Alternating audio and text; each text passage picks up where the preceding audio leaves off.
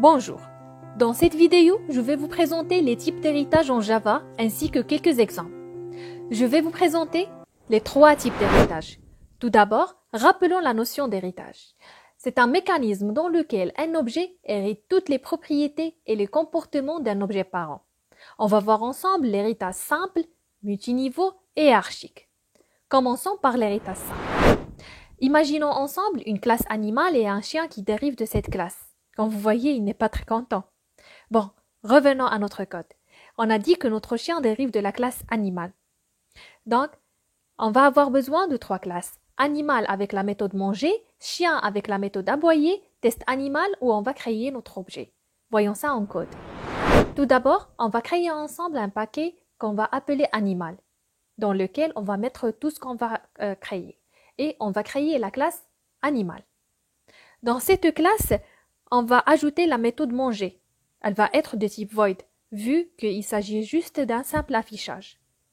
On va mettre un système out et on va afficher par exemple manger. Après, on va créer la classe chien. Cette classe, elle hérite de la classe animal. On va utiliser donc le mot-clé extend de la classe animal. À l'intérieur, on va mettre la méthode aboyer. Elle va être aussi de type void. À l'intérieur, toujours un simple affichage, juste pour s'assurer qu'on entre effectivement dans notre classe. Voilà, et on va afficher par exemple aboyer.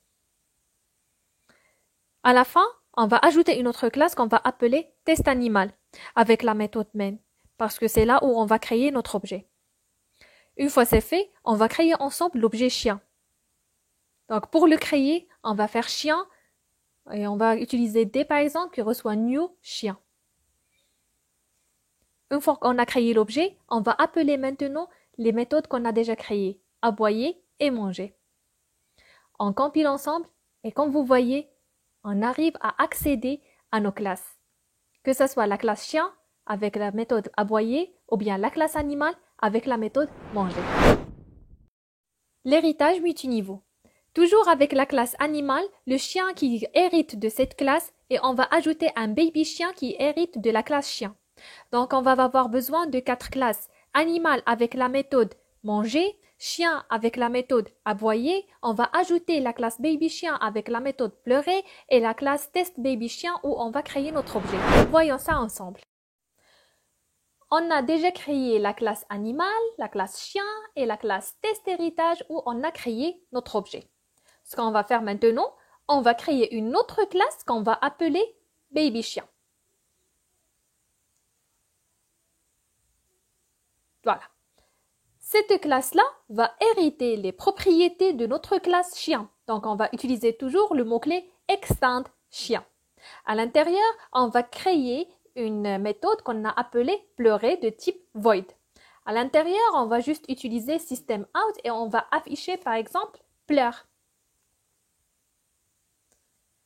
On va revenir à notre classe test héritage et on va créer notre objet qui va être baby chien afin de faire le test. Et ce qu'on va ajouter, on va ajouter la fonctionnalité pleurer pour voir est-ce que ça marche. On va compiler ensemble et on va voir que effectivement, on arrive à rentrer à la classe baby chien, chien et animal. L'héritage hiérarchique. On a toujours la classe animale et on a le chien qui hérite de la classe animale. On va ajouter maintenant un chat qui va hériter de la même classe. On va trouver les classes suivantes, animal, chien, chat et test animal. Voyons ça encore. Maintenant, on va créer ensemble la classe chat.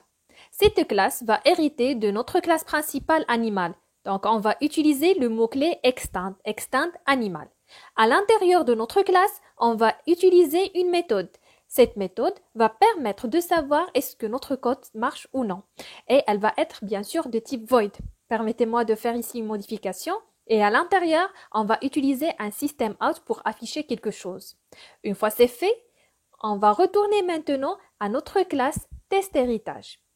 Dans cette classe, on va créer notre objet chat, qui va être chat est égal new chat. On va juste faire ici une modification pour rendre d et on va appeler les méthodes de la classe chat ainsi que la méthode de la classe animale. Donc, au lieu de aboyer, je vais le changer par la méthode de la classe chat et je vais laisser manger de la classe animal. On va compiler pour savoir est-ce que notre code a vraiment pu hériter de la classe animale ou non. Effectivement, on a pu le faire. Comme vous voyez, on a pu hériter la méthode de la classe animale. Récapitulons tout ce qu'on a vu.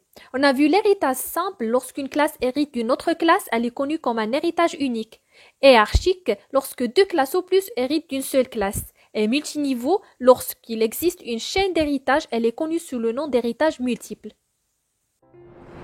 Maintenant, question pour vous. Laquelle de ces méthodes est la bonne façon d'hériter de la classe A par classe B? Réponse A, B, C ou D. Vous pouvez répondre en commentaire afin qu'on discute ensemble. Dans la prochaine vidéo, on va voir le mot-clé super. Merci pour votre attention.